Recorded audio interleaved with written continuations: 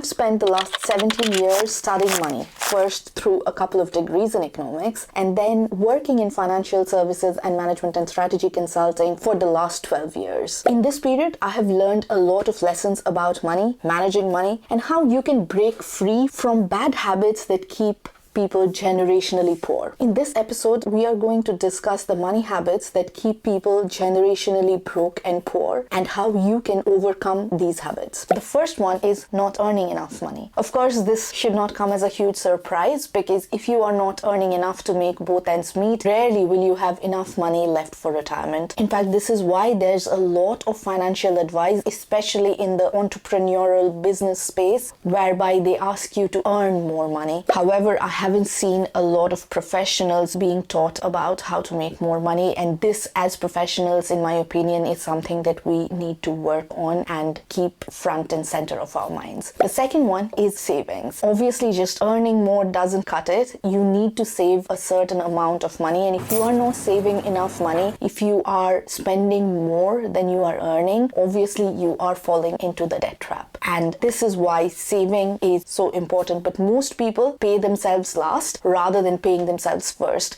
meaning they don't automate their finances, which is why by the end of the month, most people are finding themselves short of money. The third one is that you are perhaps not investing enough. And I know a lot of people who are actually really good at saving money, but less good at investing. This is a common phenomena because of our loss aversion bias. I have discussed about our common money biases in a video last week here. I will link it up somewhere here. You can go check that episode out after finishing this one. But coming back to loss aversion bias keeps you stuck in your investing decisions, which is why instead of growing your savings pot, you are actually eroding money on your savings pot because of inflation. And unless you start investing that money, your money is not growing and it is actually eroding because of inflation. The fourth one is maybe you are actually investing enough, however, you are not taking advantage of the tax advantaged accounts like the ISA or the Roth IRA or the different pension schemes across the world. Typically, you can legally save money by investing a certain amount of money through these Roth IRA,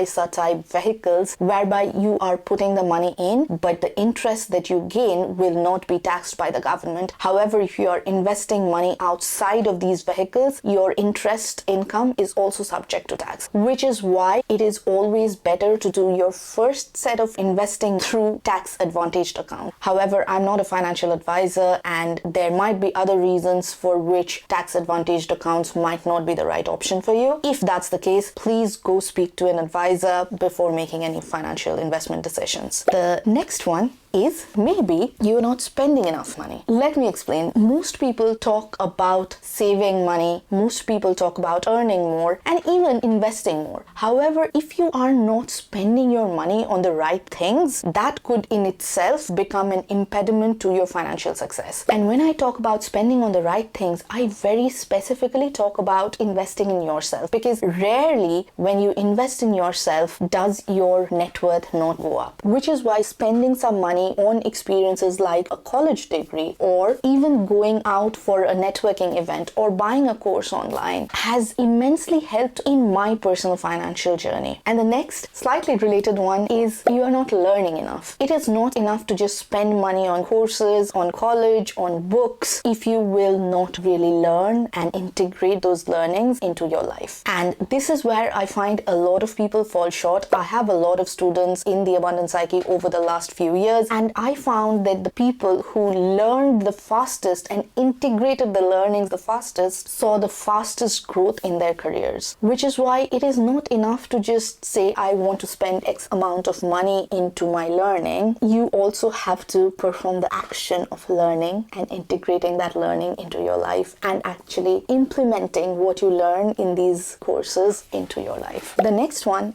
is bad debt. There are a lot of people out there who will take out credit card loans or even personal loans, which actually come at a ridiculously high interest rate. And when you tip on to the other side of taking a credit card loan or a personal loan, and you are not really building an asset on the back of that, you are starting to erode your money and your financial future. I don't agree that all debt is bad debt. For example, a home loan or a student loan is definitely not bad debt in my books. However, there are very expensive debts that are not building assets, which is something that you want to be cognizant of and pay very close attention to. Speaking of attention, the next on my list is that you are perhaps too distracted. And this is not your fault. This is really the fault of our society. The current society that we live in. These days, we rarely go anywhere where there's no noise in our ears. If we go shopping, there's music playing. And these days, even when we are commuting, we have our podcasts on. When we are in the shower, we probably have some music on. This is making it really tough for us to find our own alone time, and therefore we are spending our whole lives distracted. And that distraction has an impact on your financial future. The more you can focus your attention on the thing that you are doing at the present moment, including listening to this episode, it will help you in focusing. Just the act of focusing helps in your financial future. Which brings me to the next one, which is mindset. Money mindset is something that is talked about quite openly on the internet all over. However, there's a specific reason why I say mindset is important, and perhaps the most important thing that you will need to encounter when thinking about your financial future. It is